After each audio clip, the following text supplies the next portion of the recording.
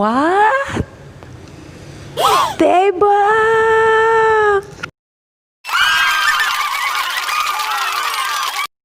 Ups, ada yang lihat.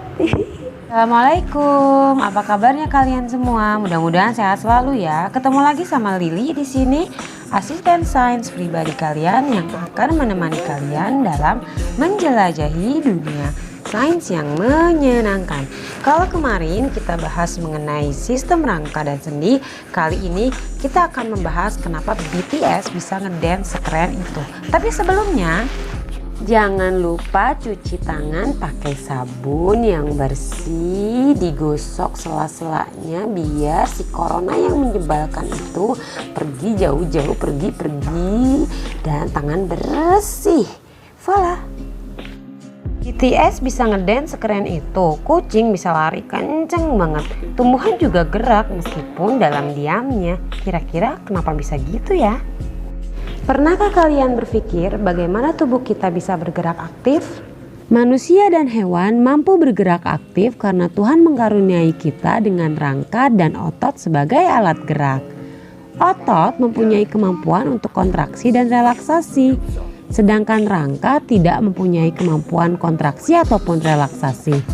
Kalian pasti masih ingat materi tentang rangka sebelumnya kan? Kalau begitu, kira-kira kenapa rangka tidak bisa bergerak dan bagaimana otot menggerakkan tubuh kita? Kita cari tahu yuk. Otot yang berfungsi sebagai alat gerak aktif pada manusia mempunyai beberapa sifat. Yang pertama, otot mampu memendek atau kontraksi dan memanjang atau relaksasi. Hal ini pula lah yang menyebabkan otot kita mampu bergerak. Yang kedua, otot mempunyai kemampuan untuk menanggapi rangsangan atau yang lebih sering kita kenal dengan istilah iritabilitas. Yang ketiga, otot juga mempunyai sifat yang elastis dan fleksibel atau mampu kembali ke posisi semula. Dan yang keempat, otot mempunyai sifat mampu beradaptasi. Contoh yang menunjukkan bahwa otot mempunyai kemampuan untuk beradaptasi ditunjukkan oleh cuplikan video berikut ini. Check it out!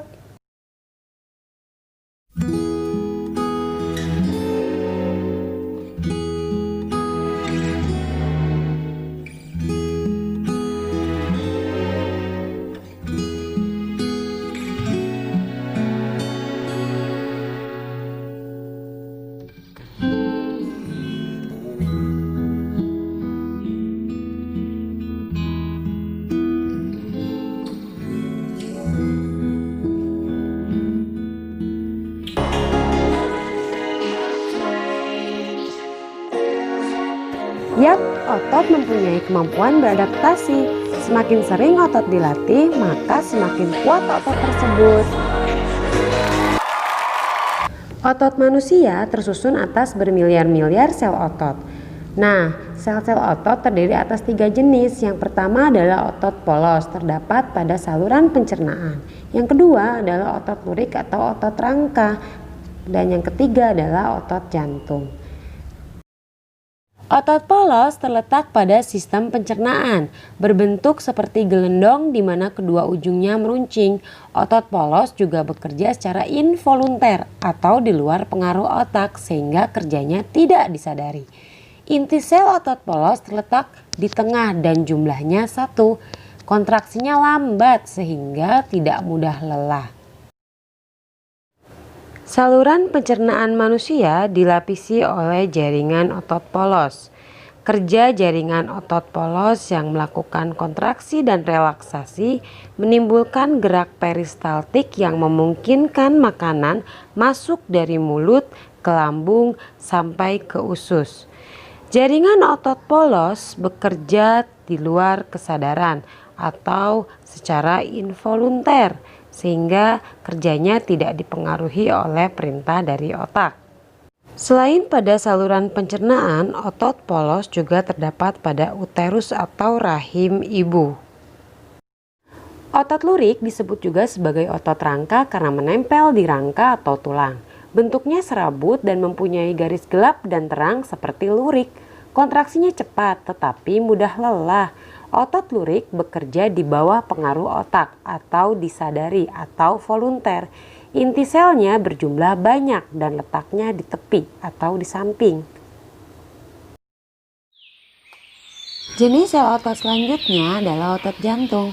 Otot jantung yang menyebabkan jantung kita mampu berdegup dan mampu memompa darah ke seluruh tubuh.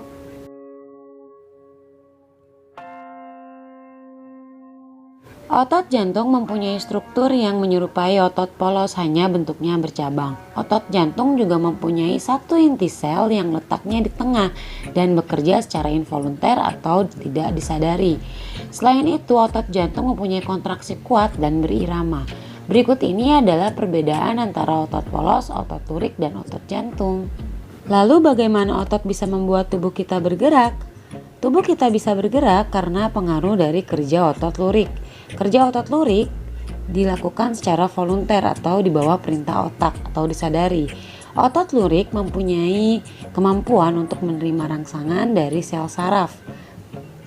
Otak yang berperan sebagai pusat sel saraf akan mengeluarkan perintah dan menjadikan perintah itu rangsangan atau impuls yang harus disampaikan oleh sel saraf kepada sel otot. Rangsangan atau impuls yang disampaikan oleh sel saraf kepada otot melibatkan ion-ion seperti natrium, kalium, kalsium, dan juga zat-zat yang disebut dengan neurotransmitter. Otot rangka tersusun dari kumpulan serabut otot.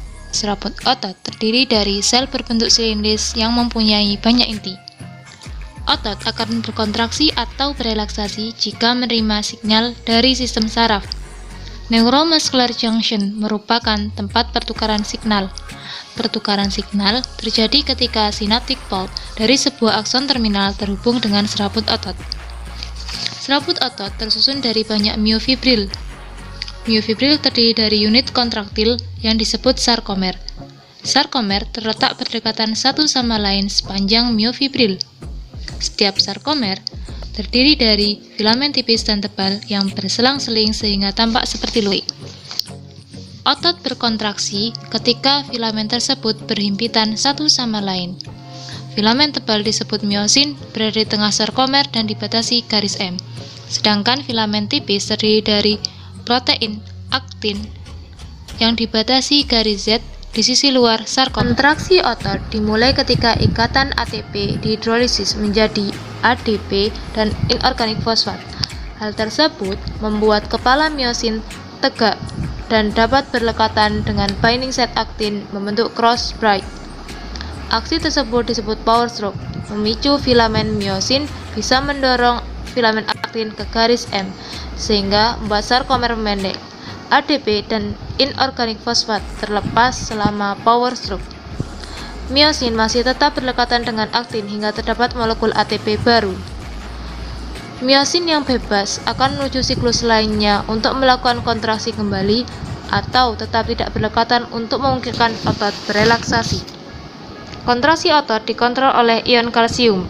Filamen tipis aktin akan berasosiasi dengan protein regulator yang disebut troponin dan tropomyosin. Ketika otot berelaksasi, tropomyosin akan memblok terjadinya crossbreed pada binding site aktin. Ketika level ion kalsium tinggi dan terdapat ATP, ion kalsium berikatan dengan troponin dan mengubah posisi tropomyosin sehingga myosin binding site pada aktin akan tampak. Kemudian myosin akan berikatan pada binding site aktin dan membentuk crossbreed. Ion kalsium disimpan pada retikulum sarkoplasma dan dilepaskan ketika merespon sinyal dari sistem saraf untuk berkontraksi.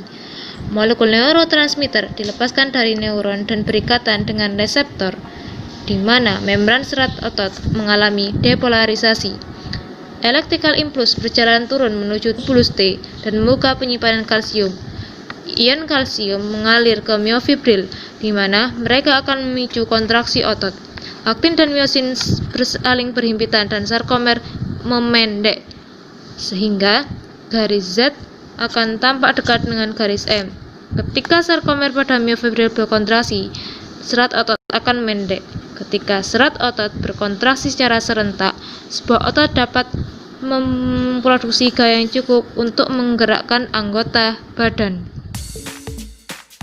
Nah, akhirnya terjawab sudah kan rasa penasaran kita tadi kenapa manusia dan hewan bisa bergerak aktif.